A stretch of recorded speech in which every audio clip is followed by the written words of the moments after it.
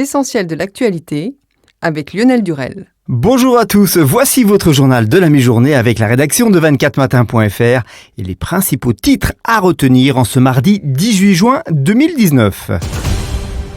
L'ancien patron de l'UEFA, Michel Platini, a été placé aujourd'hui en garde à vue dans le cadre de l'enquête française pour corruption sur les conditions d'attribution de la Coupe du Monde de football 2022 au Qatar, a-t-on appris de sources proches de l'enquête, confirmant une information de Mediapart. Les policiers de l'Office central de lutte contre la corruption et les infractions financières et fiscales lui ont signifié son placement en garde à vue. Il l'interroge sur son rôle dans l'attribution des Coupes du Monde 2018 et 2022 à la Russie et au Qatar. Cédric Villani, qui brigue l'investiture La République En Marche pour les municipales à Paris, a estimé ce jour qu'aucun candidat n'était plus légitime qu'un autre et s'est redit très déterminé à obtenir une consultation des Parisiens pour choisir le prétendant. 6 personnalités sont candidates à l'investiture parisienne: Benjamin Griveaux, Antonio Duarte, Anne Le Breton, Mounir Majoubi, Hugues Rançon et Cédric Villani. L'ancien porte-parole du gouvernement Benjamin Griveaux semble favori, ce qui crée des tensions.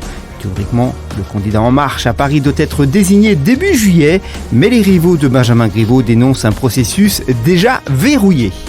Le gouvernement présente ce mardi une vaste réforme de l'assurance chômage, touchant à la fois à l'indemnisation, à l'accompagnement des chômeurs ainsi qu'au portefeuille des entreprises abusant des contrats courts via le bonus-malus. Une réforme déjà critiquée de toutes parts. Objectif affiché de cette nouvelle réforme, inciter au retour à l'emploi et donc retoucher certaines règles d'indemnisation considérées comme un frein, mais aussi désendetter l'UNEDIC, plombé par 35 milliards d'euros de dettes. Et en arrière-plan, réussir à atteindre les 7% de chômage d'ici 2022, voire le plein emploi pour 2025, évoqué par Emmanuel Macron. L'ancien président égyptien Mohamed Morsi, issu des frères musulmans, est mort hier victime d'un arrêt cardiaque après une audition devant un tribunal du Caire. Il a été enterré discrètement ce mardi, le tout sous haute surveillance. L'ancien président était en détention depuis juillet 2013. En bref, et dans le reste de l'actualité, les États-Unis vont commencer la semaine prochaine le processus d'expulsion des millions de sans-papiers arrivés aux États-Unis illégalement, a affirmé lundi Donald Trump sur Twitter. Le collectif Interurgence a annoncé hier soir avoir voté la poursuite du mouvement de grève entamé mi-mars dans les urgences hospitalières. Les 70 millions d'euros débloqués par le gouvernement étant jugés insatisfaisants. En sport, parmi les révélations de la saison avec 10 buts en 37 matchs de Ligue 1, Rémi Oudin suscite de nombreuses convoitises puisque des clubs comme Lille, Nice, la Fiorentina ou encore la Lazio de Rome seraient parmi les clubs intéressés. Une liste à laquelle il faut ajouter désormais Bordeaux. À en croire nos confrères de l'équipe, les Girondins souhaiteraient proposer une somme inférieure à celle demandée par Reims, entre 10 et 15 millions d'euros, assortie d'un joueur en échange.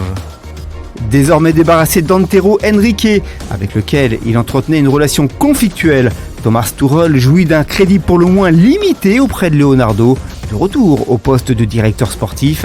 C'est tout du moins ce qu'assure le Parisien dans son édition du jour, qui précise que Leonardo n'est pas fan de l'actuel entraîneur du PSG. Pire, il aurait déjà un nom en tête pour succéder à Thomas Tuchel, celui d'Allegri, pour l'heure libre de tout contrat après son départ de la Juventus. L'actualité du divertissement gagnant des Télé-Loisirs Awards. L'animateur de Touche pas mon poste, Cyril Hanouna, en a profité pour parler de son ancien poulain Camille Combal, parti sur TF1. À la tête de plusieurs rendez-vous sur la Une, Camille Combal a récemment animé la première de Plan C, programme regardé par Cyril Hanouna. J'ai retrouvé l'esprit d'Arca qu'on avait tous les deux. C'est l'esprit d'Arca sur TF1. Cela m'a surpris et ça m'a fait tellement plaisir. Ça me rappelle beaucoup ce qu'avait fait Camille dans la rue sur C8. J'ai regardé, ça m'a fait marrer. J'ai bien aimé l'émission. Je suis fier de lui. Je préfère 100 fois ça, un mec qui tente des trucs, aller sur autre chose.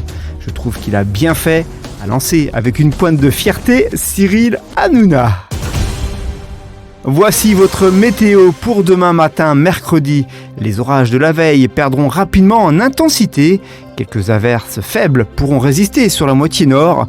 Le temps sera plus calme ailleurs et rapidement très lourd. L'après-midi, le temps sera lourd et l'ambiance pesante du sud-ouest à Rhône-Alpes jusqu'au nord de la Seine avec une menace orageuse. L'ambiance sera plus agréable au nord-ouest grâce au vent océanique plus frais. Pour ce qui est des températures, vous aurez le matin de 13 à Dijon et Brest, à 20 degrés pour Nice, 14 à Lille, 16 à Nantes, 17 à Strasbourg, Biarritz et Montélimar et un beau 20 degrés pour Marseille. Ce journal est terminé, on se retrouve dès à présent sur 24matin.fr pour suivre l'évolution de l'actualité dans la journée. Quant à nous, prochain rendez-vous à 20h pour un résumé court mais complet des principaux faits de la journée sur notre site et nos applications. Bon mardi à tous, à mercredi 13h pour un nouveau point sur l'actu.